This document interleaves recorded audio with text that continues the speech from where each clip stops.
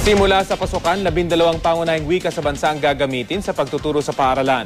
Ayon kasi sa isang pag-aaral, mas madali raw matutong bata kung gagamitin ang mother tongue o wikang kanilang nakagisnan.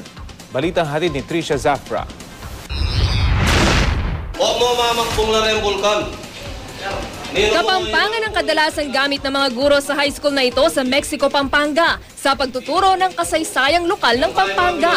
Pabor dito ang mga estudyante. Madali namin matutunan sa hindi kami mahihirapan.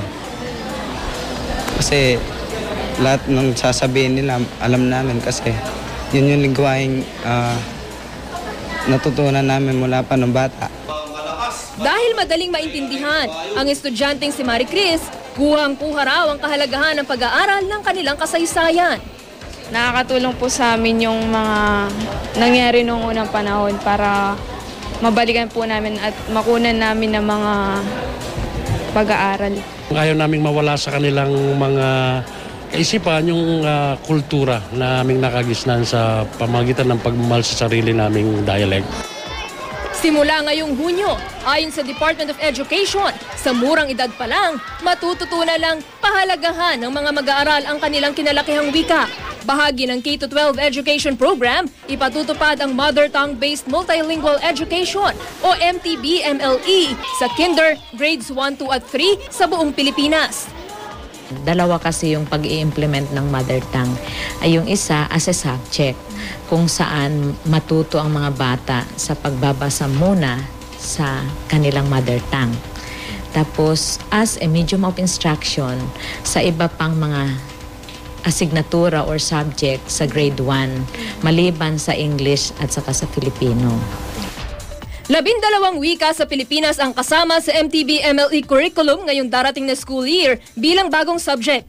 Tagalog, Kapampangan, Pangasinense, Iloco at Bicol para sa mga eskwelahan sa Luzon, Cebuano, Hiligaynon at Waray sa Visayas Region, at Tausug, Maguindanaoan, Maranao at Chabacano sa Mindanao.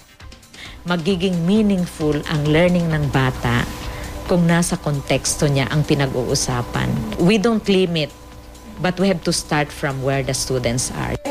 Ayon sa DepEd, 1999 nang simulan nilang subukan sa 921 schools sa Pilipinas ang MTB-MLE sa ilalim ng iba't ibang experimental learning programs. There is really a significant difference in the performance, in the achievement of those who had been exposed to the mother tongue prior to exposing them to English and Filipino. Naabutan naming nagtuturo ng time reading bilang bahagi ng subject na mathematics si Teacher Remedios Manangkil sa kanyang grade 1 pupil sa Santo Rosario Elementary School sa Mexico, Pampanga. 3 taon ng model school ng MTB-MLE ang Santo Rosario.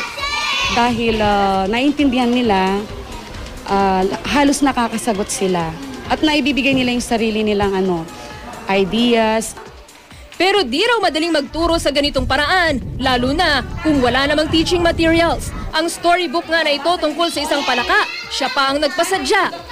Mas maganda siguro kung yung mga materials, bibigyan kami ng mga materials. Tiniyak naman ng DepEd na sa nationwide implementation ng programa ngayong Hunyo, di na mamamroblema sa instructional materials ang mga guro, maging mga estudyante. Yung learning materials, hinahanda na namin sa 12 major languages yung gagamitin. We are now in the process of, finalizing all these materials to be given. Trisha Zafra, GMA News.